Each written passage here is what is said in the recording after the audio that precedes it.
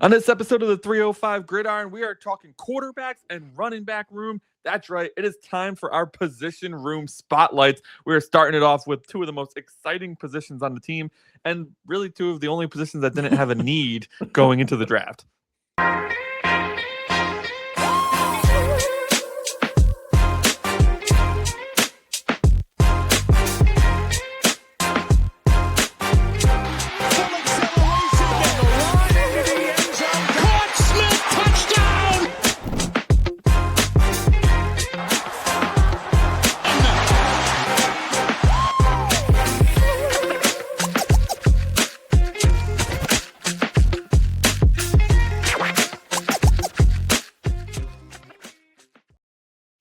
Welcome back to the 305 Gridiron, where we talk Miami Dolphins football all year round. We are Dolphins fans because, well, we're self-hating, and that's what we like to do. Miami Dolphins have had a bit of an exciting offseason. Josh, over here to my left, a.k.a. Aqua Ace, and we're here to talk about the quarterback room and the running back room, two of the positions that were arguably touched the least this offseason, outside of one really big signing. But outside of that, these rooms are pretty much what we had last year. So we're going to take a look at them, but we're going to do tiers. And in our infinite wisdom, we've come up with our own tiers. Yes, because who wants to do S and A? That's boring. Yes, it's overplayed. Too much. We're going to do our own tiers. We should have had something to put up on the screen. Don't worry about it. Maybe I will. The engine is the core player the offense depends on. The spark plug is the explosive or useful weapon who can change games. The wild card is an upside player with an unclear role.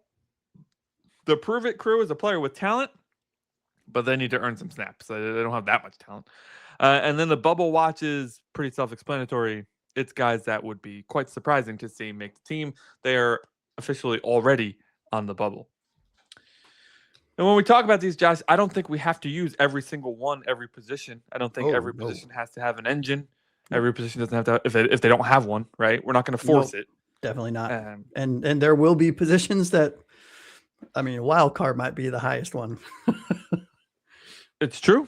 It's true. Now, that's why I lead with that, because I'm very interested to see how you have Malik Willis labeled here.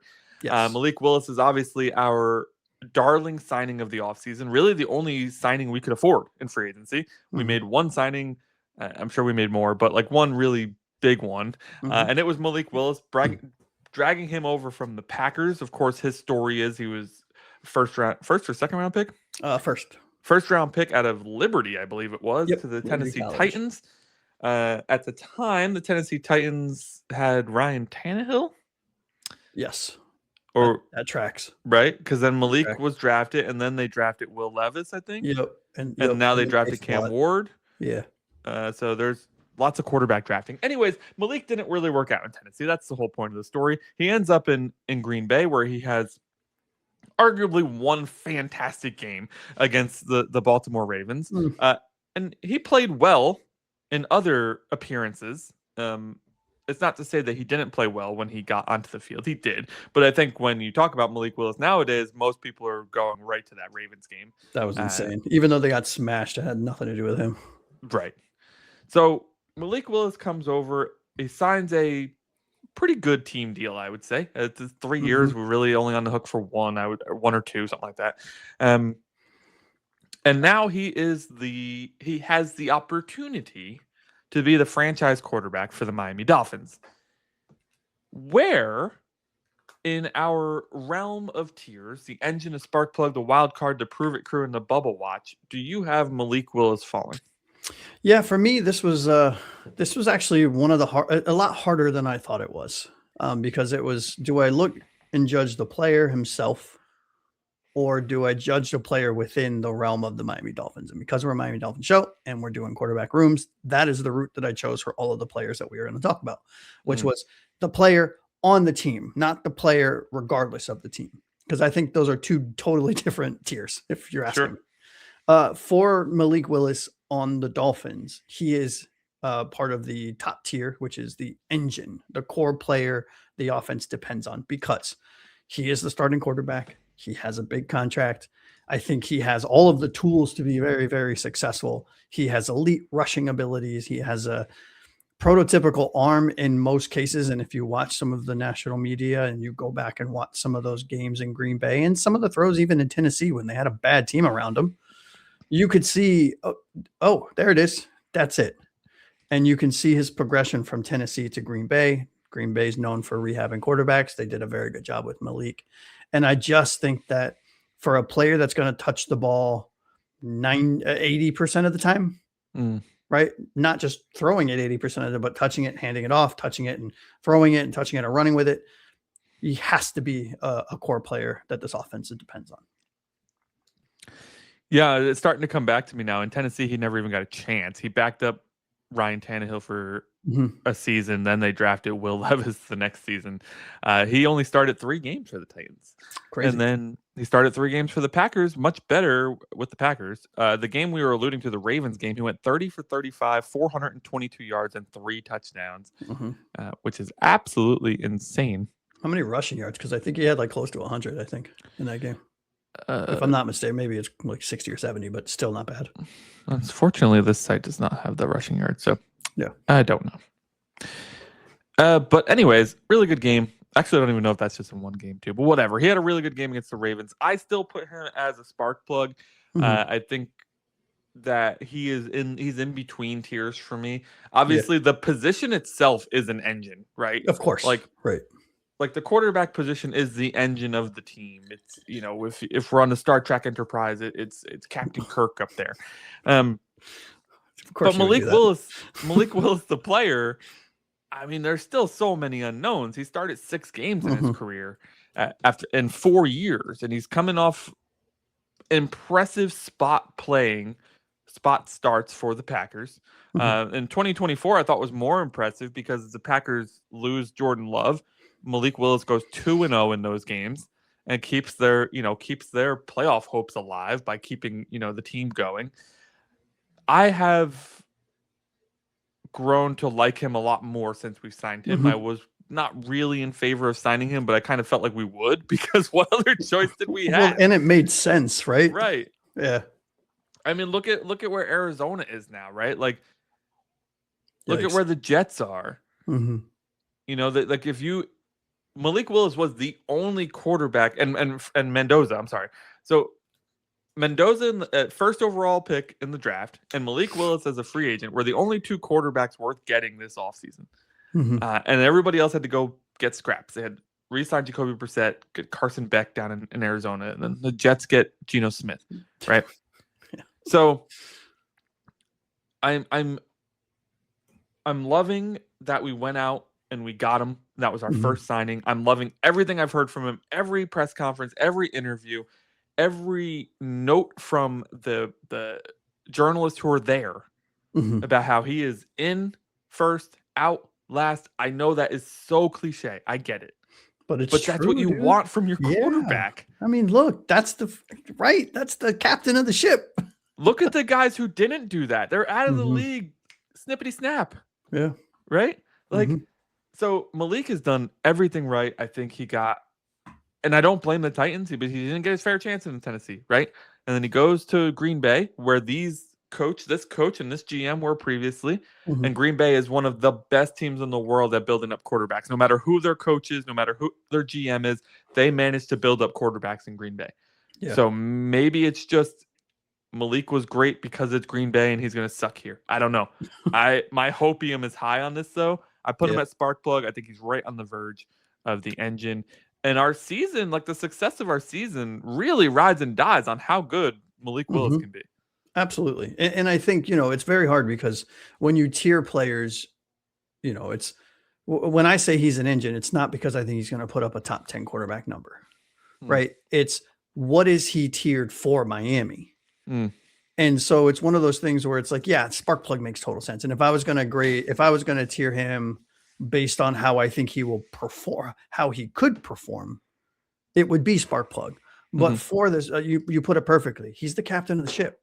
Yeah. Like, there is no other option. If it's any other thing than he's a core player this offense depends on, something went wrong. Right? 100%. Yeah. But I will say this. I do agree with you. I I was a fan of it kind of in the peripherals when we were talking about him, and then the money was getting nuts when they were reporting like 60 million a year, 50. I'm like, you're fucking nuts. Like, you're crazy. Yeah, one of the reports, like the day before free agency, said he was gonna the day before we signed him. Yeah. Yeah, it said that he was gonna get Tua money. Yeah. And it was like, why? Yeah, like, what are you doing? Thankfully, he did not get Tua money. And in all joking aside, what quarterbacks make nowadays, I actually think this is a phenomenal contract. Albeit, I understand 4 or 5, maybe 6 starts in his career, 8 starts in his career, bounced around, still young, has all the talent in the world. You don't really know what you get. It's scary paying some. What did we pay? What did we end up paying him? Yeah, I want to say it was 40 something. I could look it up real quick. Yeah, look up what it is per year, because that's what I'm curious about. Like, what is he making this year? But whatever it is, when we saw the contract, we are like, oh shit, 23 and a half this year. Yeah. So I mean, that's insanely good money for one of the starting quarterbacks in the NFL. If you're wondering how we afforded it, it's because his base salary is only $1.2 million. He got a $22.2 million cash signing bonus. Yep. And for those of you that aren't aware, players that sign cash signing bonuses when they sign a contract, that bonus gets divided by however many years. And I think we tacked on some dummy years at the end of this to push it out even more. It was a 3-year, $67.5 million deal. Yeah. So I think I heard that there was a dead years at the end of it, if I'm not mistaken. It's the 3rd year is dead. It's a 2-year deal. Oh, is that okay? Yeah. So they take that 22 mil, they divide it by 3, and that's what you get hit with from a cap standpoint. But yeah, no, man, Malik Willis, I'm excited. I really, to your point, maybe it's copium. I've watched highlights. I've watched game film, all 22s, watched national old quarterback guys that have podcasts now, break them down play by play. I actually really am excited to see what he can do, man. I'll tell you what. I think the next guy could give him a run here. I do believe they signed Malik Willis to be the starter of this team, but I also believe that if Quinn Ewers outplays him in the preseason and training camp, he could potentially start. I do believe these guys when they say that the best player is going to play, which is something that we got used to with Mike McDaniel. For all of his flaws, he did indeed play the best player, regardless of draft position, money, whatever. And Quinn Ewers was a 7th-round pick last year, a guy you and I didn't really like coming out of college. We actually joked about him coming here. Yeah, like, could you imagine? Could you imagine? Joke's on us. And then he plays 4 games, and he looked way more comfortable than Tua did. Crazy. It was weird. He has the size. He has the prototypical size. He has the prototypical posture in the pocket. He can move around if he needs to, but it's not his first instinct. His only limitation is his ability to throw the ball, sadly, because he's a quarterback and you kind of need to be able to throw the ball. It's kind of a big limitation. I will say, though, that I don't think it's arm strength that's limitation. I think it's reading defenses. I think it's adjusting to NFL speed. I think it's, all of the things that a 7th-round pick is knocked for in the draft process is still true to this day. But I think Quinn Ewers was pretty impressive. 55 for 83. That's 66%, 622 yards. And then the knock on him is 3 touchdowns to 3 interceptions and only 7.5 yards per play. Not great. That's a lot of dink and dunk, right? So I'm personally curious to see what the new staff thinks of him and how the new staff develops him. Are they going to have the same success developing quarterbacks as Green Bay? And could we end up with ourselves like remember back in the day, the Eagles used to trade away their second quarterback every 2 or 3 years for like a couple 1st-round picks and a right. third. Like best case scenario, we turn Quinn into a 2nd or 3rd-round pick in future years. I think that works out well for us. Hey, Arizona, we got someone for you. Yeah, right. Look, it's weird because depending on what day it is, my answer about Quinn changes. Right. I mean, we saw him play. You articulated it perfectly. Quinn Ewers looked exponentially more comfortable in the offense than Tua ever did. Not ever did, but ever did last year, right? While he was there. I mean, probably since 2023, like the past 2 years. Yeah. Like, and I don't know if it was kind of how they say like, oh, he's a young rookie. He doesn't know any better. right? Yeah, you don't know what you don't know. Yeah. Right. You don't know what you don't know. So you just go out and you're pissing in the wind and you hope it doesn't splash on you. Right. Yeah. And I don't know. I really kind of liked his edginess. He was like, he was all business, didn't really give a shit. Right. He was like pissed off that he came from a big school, thought he was going to go higher, got drafted in the 7th round, kind of made some snarky comments during the interview process after he got drafted. And I don't know. I liked his kind of no bullshit approach, right? It was non-PC, I guess, right? It was not, He didn't play the game. He didn't blow smoke up people's asses to try to get them to like him. He's like, look, I am who I am. Right? And you saw the natural arm talent. To your point, there's a lot that he needs to learn, but he's a 7th round rookie playing, getting starts in the NFL his rookie year. I didn't expect anything. And what we got out of him, like you said, was 600 plus yards and 3 touchdowns. I mean, okay, cool. He had 3 interceptions. Is that all on him? 2 of them were, if I'm remembering correctly. One of them had nothing to do with him because Waddle slipped on the play and the ball would have hit him right in the chest. Right. So sure. Do I think Quinn Ewers could be an NFL quarterback? Absolutely. Do I think he is a long-term starter? I don't personally, but I hope to God I'm wrong. It would be really cool if we had 2 of them. Right. I'll be curious. Where do you have him tiered? So the engine, for those of you, again, the engine is kind of the core player. The offense spark plug is kind of the 2nd tier, wild card, prove it, and bubble watch. Where do you have him?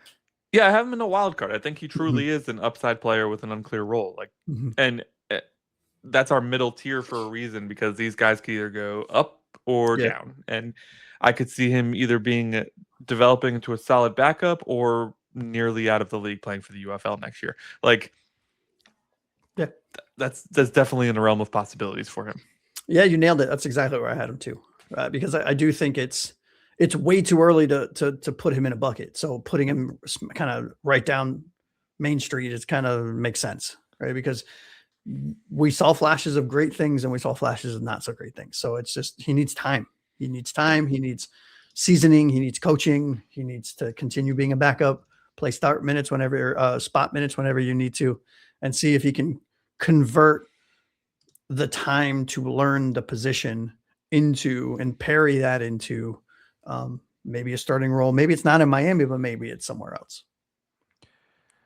I'm very interested to see what you think about this next guy. He's an undrafted free agent out of Iowa, but played most of his college career at San Diego State. That, of course, is Mark Gronowski, coming in at 6'2", 235 pounds. He threw for 12,000 yards in college, by the way. Yeah. He was a 5th-year senior. He didn't it's interesting, the decision to go from San Diego State to Iowa. He clearly was trying to go from a smaller school to a bigger school. Sure. It didn't work out for him. Only 1,700 yards passing last year, 10 touchdowns to 7 interceptions. Almost feel like it would have been better off just staying at San Diego State and hoping that a team takes a chance on him. Well, yeah, and nowadays it's one of those things where Josh. I'm not comparing him to Josh Allen, but Josh Allen went to Buffalo. Buffalo's not a big school. Wyoming. Wyoming. Drafted by Buffalo. Yeah. Sorry. Buffalo is also not a big school, right? You're right. You know what I'm saying? I don't know. I agree with you. I think you should have just stayed where you were. But yeah, I don't know how I feel about him. I wasn't huge on his film, when we were doing all of our pre-draft stuff. But he does bring toughness. He does have poise. He obviously is a 5th-year senior. Leadership traits are aplenty, right? He was a man amongst boys playing in college. And could he, the real question is, can you develop? But then comes the real question. Well, you're at best the 3rd quarterback on the team right now, because you're not better than the other 2 we just talked about. You're not better than Quinn. And in my opinion, you're not even close to Malik. So it's okay, well, then what happens to him? I'm not even sure he's better than the 4th quarterback we have on the. True. And look, I could see a scenario in which the coaches get enamored with his measurables and the college stats, albeit at a smaller school. I just don't know. And maybe he's destined for the practice squad for a year or 2. Sure. I could totally see that. I have him from a tier standpoint. I have him in the prove it, where he has talent but needs to earn the trust and snaps because he's a rookie. And I think it's a little too easy to just say, yeah, you're already on the bubble. I think they signed him. They didn't draft him. They signed him as an undrafted free agent for a reason, not just a camp arm. They've come out and said they like his tools. He's very toolsy. They like his size. They think he has good stuff up between the ears. So we'll see. Yeah, I actually have him on bubble watch. I just don't see it translating to the NFL. Like when he moved up a level to play at Iowa, he couldn't really throw the ball. Ends up running it more than ever. Had 16 rushing touchdowns, which was always part of his game. But like he elevated it. 130 carries was the most he ever had. 545 rushing yards, second most. So it's like, to me, like that inability to translate the passing game from San Diego State to Iowa gives me no confidence he'll be able to translate it from Iowa to the NFL. Yeah, I could see it too. 100%. Yeah. Also, I really like the next guy more, and that's Cam Miller out of another small school, North Dakota State. He was actually drafted, though, by the Las Vegas Raiders in the 6th round of the 2025 draft. What did Cam Miller do in college? Well, in his senior year, 2024, he threw for 3,251 yards and 33 touchdowns to only 4 interceptions. If that's not impressive enough, he also ran for 631 yards and had 12 touchdowns on the ground, which means he had 45 touchdowns in total in his senior year in college. Now, of course, yes, that's for North Dakota State. We were just talking about small school guys translating to the NFL level, but there has been a lot of chatter around Cam Miller in camp already. There was camp chatter about him last year as well. I think if we are going to keep a third quarterback and we're looking at the comparison between him and Gronowski, I have Cam Miller in the prove it crew as the potential landing on the edge of the roster. Yeah, ironically enough, I also have him in the prove it crew. I think by that same argument, they're probably both on the bubble for me. Right? I mean, it's one of those things where it's without knowing if we're considering carrying 3, meaning 2 on the game day roster, 1 on the practice squad. I don't know. Maybe we don't. Maybe they want to keep more wide receivers. They want to keep more DBs, whatever the case is. But to your point, I think you nailed it. I think if we're going to keep one of these two, Cam Miller is the one that I would choose 10 days out of 10. Right. So, yeah. I'm interested to hear how many you do think we keep, and I think we do that at the end of each. Position. I love that. It's like, how many of these guys are we actually keeping? Honestly, for the quarterbacks, I think we keep 2. Yeah. Maybe we flirt with a third on the practice squad. What do you think Cam has to do in the preseason to force their hand on keeping him, because they don't think he'll stay on the practice squad? First and foremost, learn the playbook. I think knowing what everyone is supposed to do on the offense is the first thing that these two, especially these two, need to show the coaches. And then it's just a matter of go out and play ball. Go out and get noticed. Go out and make the coaches play you because you're doing so well. Don't force throws to try to make big plays and try to get caught. Make the right plays, make the winning plays. If it's rushing for 5 yards, rush for 5 yards. For me personally, what I really want to see is what happens when the pocket collapses. Yeah. What happens if you're second and third, right? Or second down, 3 yards to go, and you have a clean blitzer coming at you. What do you do? Yeah. I want to see you throw the ball away, live to play another down, something that we were banging the table for Tua to just fucking learn. Yeah. And he never did for some reason. Just live to make the right play. And if you can do that, whether you're Cam, whether you're Gronowski, or whether you're even Quinn Ewers, I think those are the kind of things we want to see in the preseason, because then you make it exponentially more difficult for this coaching staff to say, oh, wait a minute, Yeah. I 100% agree. Play clean, smart football. Know where you're supposed to be going with the ball, and expect that they won't be there because you're playing with third and fourth stringers when you're this quarterback. But like, if you're looking in the right spot, the coach knows that you know where that receivers supposed to be. And make some plays, man. Like it's such a fine balance for these guys, and I don't envy them. And I know it's not statistics based. The preseason coaches are looking at so much more than that. But how frustrated were we with the Quinn Ewers versus Mike White camp battle last year? In the preseason, all they did was throw screen passes. It was like, how are you supposed to assess who the better quarterback is? They won't even throw the ball past the line of scrimmage. I want to see them actually play football. Don't play it too safe, but also don't be just like, Yeah, it's so hard because I'll be curious to hear your thoughts. And I know we got to move on to the running back room, but where is the fine line from a coaching staff too? Because you don't want to show your playbook, obviously. You don't want to push it on tape. But like you have to evaluate these guys from a quarter. I'm talking just from a quarterback standpoint, not wide receivers and running back, but from a quarterback standpoint, you have to evaluate. So what do you do? I think if I'm Slowick, I want to see them push it down the field. Yeah. Like show me that you can hit that out route 15 yards down the field, right? Like show me you can make the throws. One of the hardest throws in the NFL to make. Right. Yeah. Like, and even if you can't make the throw because of the level of talent you're playing with, or maybe you just physically can't make it, like show me that you're willing to attempt it, that you're willing to learn it, that you're practicing it, right? Like the bottom line is when it comes down to who wins this, if there is a competition here between Gronowski and Miller and Ewers, which I don't believe there is much there. But let's say there's a competition between Gronowski and Miller. What comes down to who's going to win that is who performs better in training camp. Not, of course. Not who performs better in preseason. Exactly. Right? Yeah. That being said, I do believe also that they only keep 2, and Miller will probably end up on the practice squad again. I think Gronowski's probably playing in the UFL next year. Yeah, which is not a slight. Like we say it like that, but hey, Cam White played in the developmental league, right? Cam White played in the Canadian League. You know what I mean? Like you can find gems. Which is so crazy that the Canadian League competitively have gotten so good that most undrafted free agents can't make those teams now. Yeah, it's nuts, isn't it? Yeah, so like they end up playing the. That was like UFL. A Guinea league. Yeah. My big beef with the UFL, and then we'll move on, is that they keep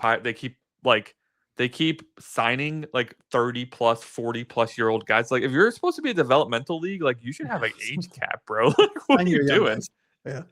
You're not developing a 34-year-old quarterback. Like, I will be honest with you. It has been real fun in the off season when I need a fix watching the Birmingham, whatever the fuck they're called. Stallions, watching DTR run around. Dorian Thompson-Robinson, yeah.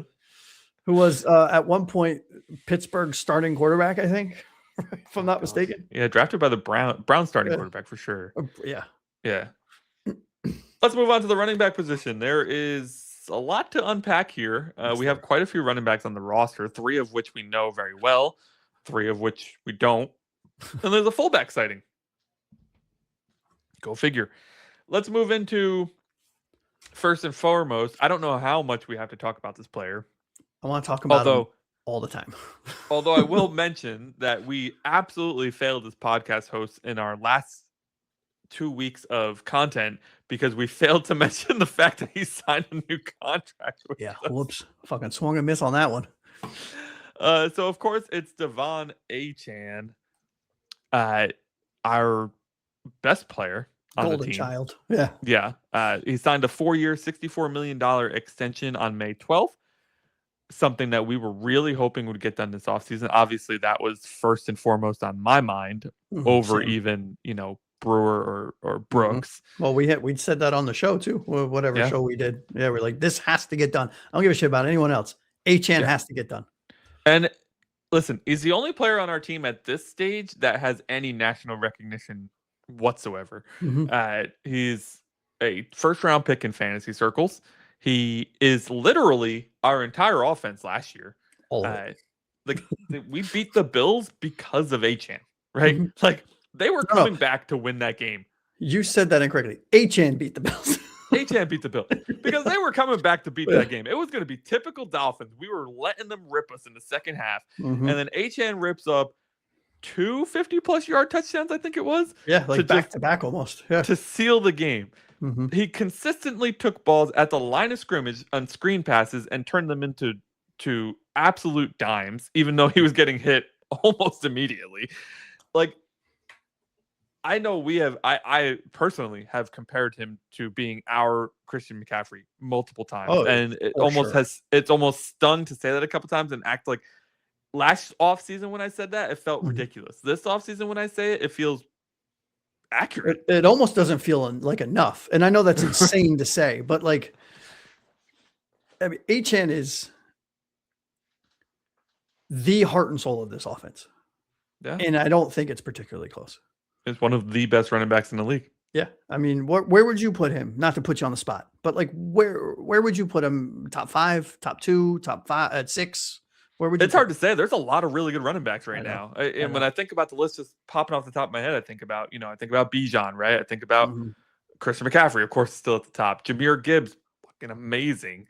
Thomas or JT from the Colts. Yeah, Jonathan Taylor is I almost said, really I don't know good. why I called him Thomas. Yeah, Jonathan Taylor.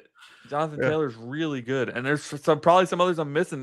Walker now in Kansas City is freaking nuts. Outside of his jail time, the one in Green Bay, right? Yeah, Josh Jacobs. Yeah. So I still think and he's Cook. top 5. And Cook from Buffalo led Oh, the yeah, league in James rushing. Cook. How can we forget that? Yeah. Bills fans will never let us hear the end of it. Don't worry, we called him out. Yeah, Jesus. yeah. The rushing leader from last year is on the list, James Cook. Who personally I've always been a big fan, and I really thought there was a chance they were going to let him go last year, and I was really kind of like, yeah, me baby, too. let's go. Me too. I'm a Florida State guy, so yes, very much so. Like, please let him go, Buffalo. Please let him. Okay, doesn't matter. We have Achane. He's our best player by far. He's obviously the engine. What say you? Yeah, sure. Yes, obviously. He's the engine with the crown and the golden boot and the golden gloves, because he's not just a running back for us. Yeah. He's a top, in my opinion, a top 5 NFL running back, but he's our best wide receiver as well. Oh yeah. You know what I mean? So it's like when we're not just waxing poetic and blowing smoke up his ass when we say he is the offense. He really is. Yeah. And I think what's really exciting is I have no doubt he will continue the trend, especially now that he got paid. He seems the type to not take the foot off the gas once he made his money. That's more of a motivation for him to continue to do well, at least everything you hear. But then pairing him with a quarterback like Malik Willis, who is known for being a terrifying running quarterback across the league, it's going to be super exciting. One of the best 3rd-round picks Chris Grier ever drafted. Might be the best. I mean, might be the best. I mean, I would have to look it up, but I mean, this is one of his best picks ever in the Chris Grier era. Well, I'll throw out a few stats here. It broke 1,000 yards for the first time last year, 1,350 yards on the ground, 5.7 yards per carry. He had 8 touchdowns on the ground. And what is this stat? What's FD? Rushing first downs, 56 first downs. In the receiving game, he caught 67 of 85 for 488 yards and 4 touchdowns. So which means he ended the season at just under 2,000 yards, almost joined a 2,000-yard club, and 12 touchdowns. That's nuts, pretty good. And to think that I'm not crazy to say, maybe I am crazy to say, I think this is one of the best offensive lines he's had as a whole.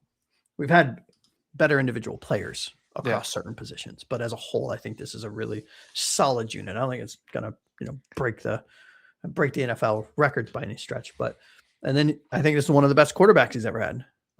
Because of the dual threat, not because of the arm talent, but because of the dual threat ability. I could see Achane tacking on a couple 100 yards rushing on top of what he had last year. By the way, at only 238 carries too, which I could see him getting around that or less this year. Even though I do think we're going to lean on the ground game more, I think that Sully and Half are really cognizant of not running Achane into the ground. No pun intended. So, yeah. Literally. Or maybe pun intended. I don't know. Hey, he has 2 backups that have shown some signs of life, and not as much as I think we thought they would last year. But they still are young. They still have plenty of talent. And the next one we're about to talk about, we've mentioned quite a few times on his show, was the national leader in rushing just 2 years ago. And that's Ollie Gordon. Ollie Gordon II. We got him in the 6th round, I believe it was last year. He is a big-bodied back. He is supposed to be the bruiser type. He's supposed to be the guy that comes in and gets those tough yards. He's the knuckles to the Sonic, if you want to use that analogy, similar to Jahmyr Great. Gibbs It's a great and analogy. Jahmyr Gibbs and David Montgomery, right? In Mhm. Detroit. Before that was Jahmyr Gibbs and Jamal Williams, right? Now it's There you Jahmyr go. Gibbs and Isaiah Pacheco. Like There we're you just go. following that same trend here with De'Von Achane and Ollie Gordon. I'm interested to see what your expectations are for him going into year 2, how you think he might be utilized differently with this staff. Yeah, I think everyone that's a regular watcher knows that I'm a huge Ollie Gordon fan. I think he is the bigger back, obviously, between him and HN, and I do think he's RB2, and I don't think it's particularly close between him and Jaylen Wright. The cool thing about Gordon is that he's not only, what is he, like 6'2"? I mean, he's a big freaking back. He's big, yeah. But he's I'll get stats for you. Yeah, but he's also really fast. And he hits the hole angry, and I love that. Now he needs to continue to work on his blocking. He needs to continue to work on his pass catching, but he did a very good job at catching the balls out of the backfield as well in his rookie year. And to think that he was the year before he was drafted, like you alluded to, had like 1,700 rushing yards or whatever it was in college. Yeah, 6'2", 225, by the way. Yeah, so I mean he's huge for a running back, but he plays low to the ground, which is an awesome combo. What my expectation, I have very high expectations for Ollie Gordon this year. Now, with the caveat being he is playing behind a running back that's making 18 to 20 million a year, whatever it is, for the next 5 years. So expectations need to be met accordingly. But I do think that we say it all the time on the show. I'm very excited and very curious to see how a rookie goes into his second year, because you've had a full off season of a true NFL weight camp, a weight room, strength and conditioning coaching. You have a dietitian, you have kinesiology, you have masseuse and all that other stuff. He will be the best hopefully he should be the best physically he's ever been. So putting that with the talent makes me salivate, because he's talented as shit. Yeah, I'm really excited to see if we have an RB2 on this team. Yeah. I don't really know. Like a lot of people who just look at the stats will look at Ollie's stats, he only averaged 2.8 yards per carry last year. And yes, that's true. But that doesn't really tell the whole story. It doesn't tell you how many times Mike McDaniel ran him into a brick wall over and over and over again with no offensive line push or nothing. It was just, here, Ollie, we're going to give you the ball, and the whole offensive line is going to collapse on itself. Yeah, on first, second, third, and fourth in goal. Yeah. So I'm excited to see how much of the talent he still has from that record-breaking year in college. He had 2,000 yards that year, 22 touchdowns. It was 2023. Yeah. He was in talks for the Heisman Trophy as a running back. That's how good of a season he had. A down year the year after that, gets drafted in the 6th round. He has an up and down season with us, albeit under a coaching staff that was in desperation mode the entire year, fighting for their jobs, right? I listed him in the tier of spark plug here because I do still have some confidence in him. I think he can be explosive. I think he can be a game changer. And I'm just really hopeful that he comes into his own this year under this new staff as our change of pace guy who you don't like, not that you don't notice that Achane's not in the field, but you're okay with it when he comes out there. Yeah, and I do too. I have him as a spark plug. And for those of you that are kind of chiming in or may have fast forwarded, spark plug, explosive or useful weapon who can change games. And I do think that last part is very important for Ollie Gordon. How do you change games? Because you're not Achane. Right. We need you to be the dirty in between the tackler guy that's going to get us the consistent 2 or 3 yards. If you can do that all year, it's a fucking home run, in my opinion. Right? We need that 20-yard touchdown that he had last year, where he got hit 15 times before he got to the end zone. Yeah, exactly. But we don't need it all the time. I'm not expecting him to do that every time he touches the ball. What I'm expecting, here's the best way I can put it. If Ollie Gordon constantly falls forward, then he is a great RB2. It's need him to get the tough yards. I don't care what his yards per carry is at the end of the year. Like, if it's a 3rd and 2 and you're handed the ball, get 3. Get the first down, bro. Yeah, get 3. Like, right. Yep. Next on the list is a guy that we were really high on coming out of college. He Tennessee. had an okay rookie year. Mm-hmm. So we thought to ourselves, okay, let's see what more Jaylen Wright has in year 2. Yep. And then he gets hurt, of course. We draft Ollie Gordon, of course. And we don't see Jaylen Wright until the back half of 2025. And truthfully, he didn't really do much with it. Same as his rookie year, a lot of frustrations, a lot of times where he would hit the hole at high speed and have you thinking, holy shit. Here it comes. Other times where he would hit the hole like a soggy noodle and just fall right on the floor. Yep. So really unsure what we're going to get out of Jaylen Wright, man. I'll just jump right into it. I threw him right into the prove it crew at this point. If not for the whole fan base, to me, he needs to prove that he deserves a position on his team still. Running back is a very fickle position. It gets replaced very easily in the NFL. Like, what is he going to come into this fresh start? This staff does not know you. What is he going to come in and do? Yeah, and I think for him to make this team, it's going to come down to pass protection because that's what he was god awful. I mean, it was terrifying to see. He tried, right? You go watch the plays. That's the best you could say. He tried. He tried, but it was not pretty. And it's real funny because he's the kind of player that it's really frustrating because to your point, he shows you flashes and you're like, bro, there it is. Yeah. Do that all the time. And you're quite literally a starting running back on any other team other than the Miami Dolphins because we have Achane. Right. Which is why early offseason, you and I said, he's a trade candidate. I could see him getting traded to a team. But I mean, we traded up for him. Yeah. Right? I mean, the talent was there. And when we did that, there were apparently a few other teams that were interested in trying to make that move for him as well. I just think there's too much duplicity between him and Achane. Now, I'm not saying they're as talented as each other, but from a skill standpoint, it's very duplicative. And so I have him in the prove it as well. And for those of you that are watching, we didn't share what tier we have these guys in. So this is fun for us too. But I do think he has a lot to prove. I was really torn between him and Ollie between the tiers, by the way, because I do think that this is a tight competition. When we get to camp battles, this is going to be one of those that we're talking about. I mean, Jaylen Wright got 70 carries last year. It's not like he was on the sideline.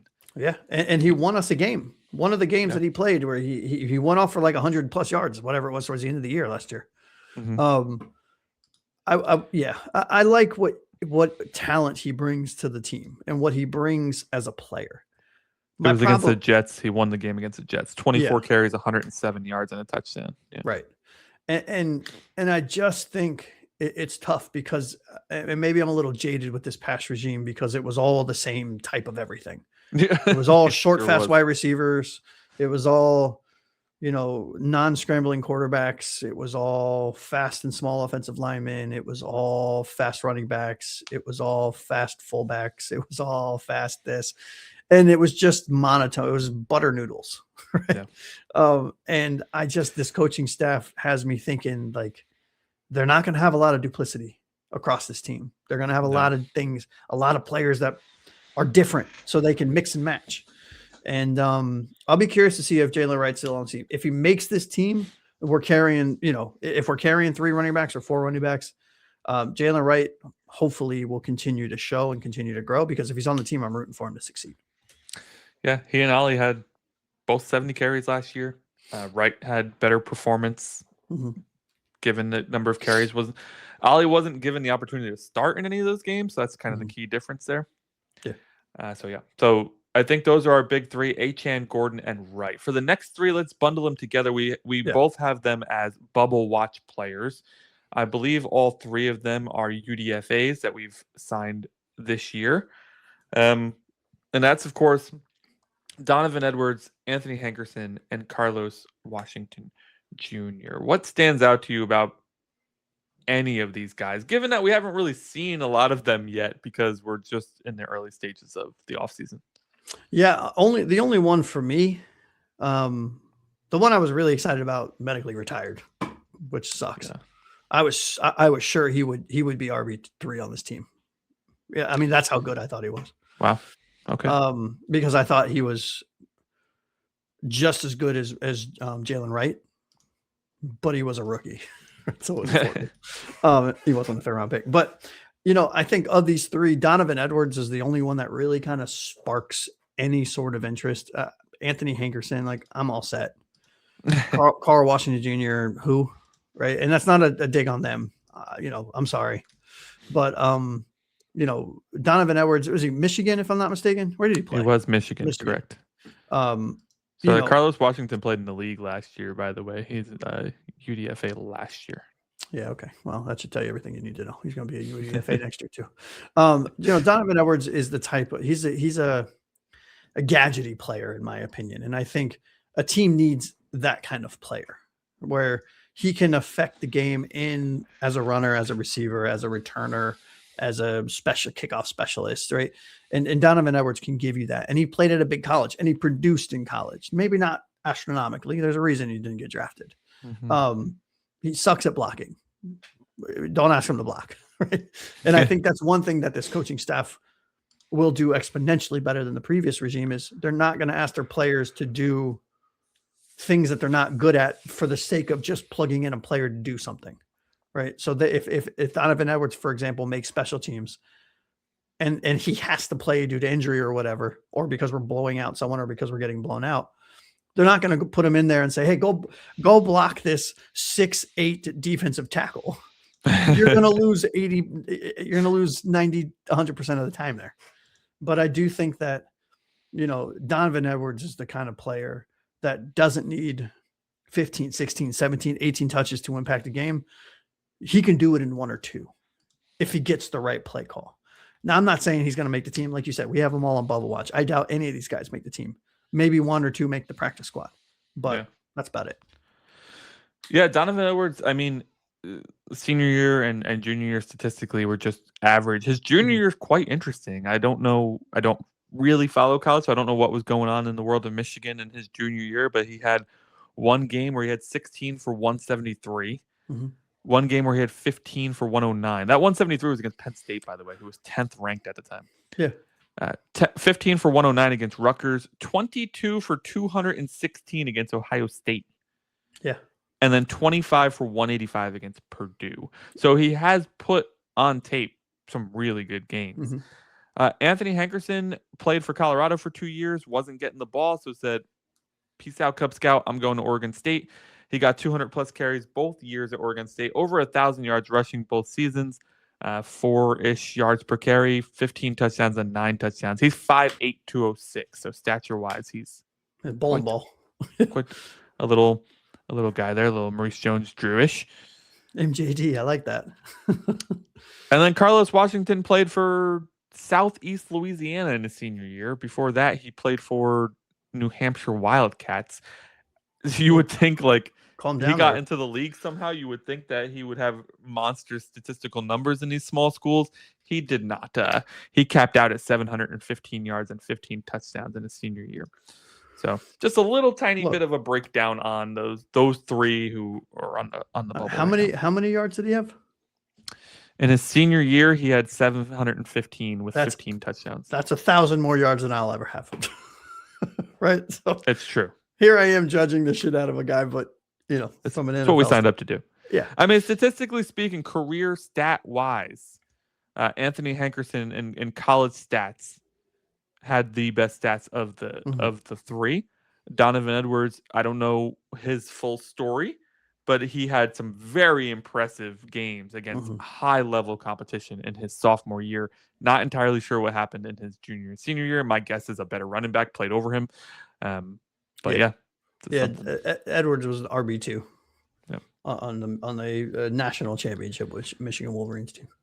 Yep. All three bubble watch. Listen, these guys are really just trying to get on the practice squad, right? Mm-hmm. And I think I agree with you. Edwards probably has the best chance there. He also stature-wise, 6'1", 212. Yeah, exactly. Yeah, he's a prototypical size. Let me ask you a question. How many do you think we carry? So we said 2 quarterbacks. I think we carry 3 running backs. I think Achane, Wright, and Ollie are going to be on the team. Did you purposely put them in that order, sir? No, I forgot Ollie's name for a second. Just kidding. Yeah, I do too. I think we carry 3, and it's those 3, barring any kind of trade. 4 if we carry a fullback, Which we are. still have to talk about. DJ Herman, the fullback we just recently signed. Mm-hmm. Personally, we talked about this last week. I think that Kakmarek or whatever his name is going to play a dual role as fullback and tight end. Mm-hmm. DJ Herman, though, trying to make a name for himself and prove to Slowick and company that he could be the fullback one. I don't think he makes the team. I don't think we carry a fullback, like a true fullback. I think Kazmarek, for example, will be a spot fullback if we need to. Yeah, nice of them to give him a chance to get some tape out there, but I agree. Yeah. I think, if you're drafting Kazmarek in the early third round, you're probably putting him in a dual role. You blocked him you drafted him for his blocking ability. Right. And he's an elite blocker. And I said this on the show. He is already an elite blocker. Yeah. So good luck to all these guys. Absolutely. Truthfully, like, if I were in their position, I'd be nervous as hell. Like, just think about any position you've been in at work where you have a chance to either get a promotion or get fired. Probably none, because our jobs don't work like that usually. Yes. Yeah, exactly. Their jobs are so unique in that, like, if you're average at your job, that could mean you're getting fired. And I'll be honest with you, Donovan Edwards, Anthony Hagerson, like those kind of guys, like this is what they live for, which is why it's so cool to watch and talk about this sport and learn about these players, because the random, South Alabama Institute of Technology running back that's coming in as an undrafted free agent has a chance. The South Harmon Institute of Technology. What a great mix of a real school and a fake school in that sentence. I don't want to get, I don't want us to get whatever it's called. The South Harmon Institute of Technology is from the movie Accepted. For all you young we're all shitheads. Yeah. Shitheads for life. Buddy. Justin Long's best film. You're the shit sandwiches? It's one of my favorite movies. Anyways, it's really cool. And this is why I love doing what we do. Like, being able to sit here and talk about players with you is fun, especially this time of year, because maybe Anthony comes in and blows the fucking doors off, right? I'm going to try. Right. I mean, go in, bud. You got this. 5'10", 185. I might have a chance. I might not get killed on the first hit. You're the same size as Anthony Hankerson. Or like Donovan Edwards coming from a big school and just blows the doors off the joint. You're like, whoa, where'd this guy come from? Right. I mean, it's most likely not going to happen, but that's what makes the stuff exciting. Yeah, let us know what you think. I know there's probably Michigan fans and Oregon State fans out there who know way more about these guys. We've seen you Caleb Douglas fans out there. We're going to talk about him in the next episode. Don't you worry. But thank you so much for your insights into Caleb Douglas, because we clearly didn't watch a lot of Texas Tech offense I was watching the defense. Past few seasons, right? We've been watching Jacob Rodriguez instead. Yeah, but let us know down below in the comments, what quarterbacks are you keeping? What are their tiers, right? There's 5 tiers we have for you. The Engine, which is S tier, Sparkplug A tier, Wildcard is B tier, the Prove It crew is C tier, and the Bubble Watch are your losers of the bunch. So we decided to keep Malik Willis and Quinn Ewers at quarterback, and we decided to keep De'Von Achane, Ollie Gordon, and Jaylen Wright at running back. Let us know if you disagree. If you do, make sure you pop in the comments with who you would keep instead. Also, we're at 204 subscribers now, Josh. Absolutely insane. We have a goal of 250 by August 11th. We are getting there. Yeah. Thanks to all of you who have subscribed recently. Thanks to all the positive comments, too. Loving that. A few of you who've listened for the first time and mentioned that you enjoyed the show. Honestly, that's the best comment I ever get. It's the best compliment. It's the best, like, really genuine. We do this because it's fun. Not to send on my soapbox here for a minute, Anthony, but we really appreciate each and every one of you that watch the show, that like, that subscribe, that comment, that have an opinion, good, bad, and different, agree, disagree. We don't give a shit. We love to just talk ball. We're hardly sitting here thinking that our opinion is right, because, well, we've been doing it for a few years already, and we know that our opinion is often very, very wrong. Yes, very much so. And, whether you're a Dolphins fan or whether you're a fan of the Bills or the Jets or the Pats or the 49ers, or pick a fucking team that you're a fan of, please come talk to us, talk ball, tell us we're wrong, tell us we're right. Like, we love it. By the way, if you are wondering, are we only ever one show a week? Absolutely not. During the season, we're going to do live shows twice a week. You'll catch us on Monday night and Wednesday night with a reaction show and a preview show every single week. Holiday weeks will probably be a bit of an adjusted schedule, but we'll worry about that when we get to it. All right. For Josh, a.k.a. Aqua Ace over here, To my left, I'm Anthony Pinzone. This has been another episode of the 305 Gridiron. Thank you so much for listening. Until next time, fins up, baby.